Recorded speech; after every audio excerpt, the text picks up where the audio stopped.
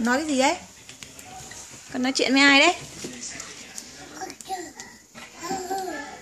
Ôi trời ơi trời. Ôi trời ơi trời à? Ôi trời ơi trời.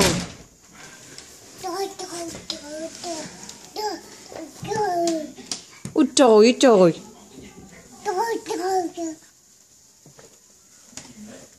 Ôi trời ơi trời trời.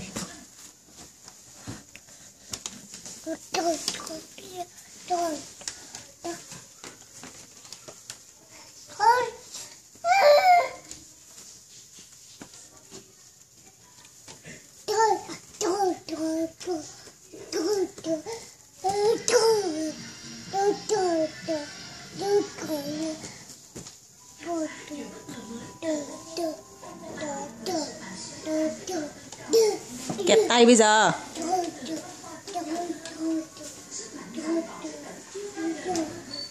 Ôi trời ơi trời ơi trời.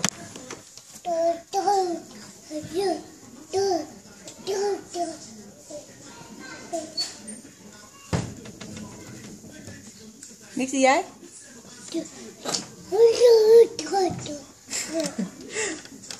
Ôi trời ơi trời. Thôi, đóng cửa bóng muỗi con.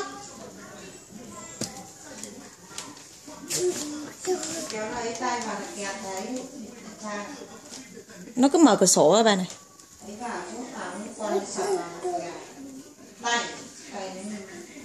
Nào Bim ơi. Ôi trời ơi trời. Ôi trời ơi trời. Nào.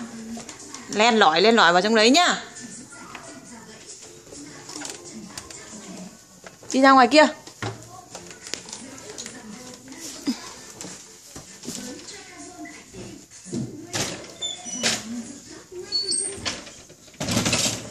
Hết mở luôn. Ôi trời ơi trời nha.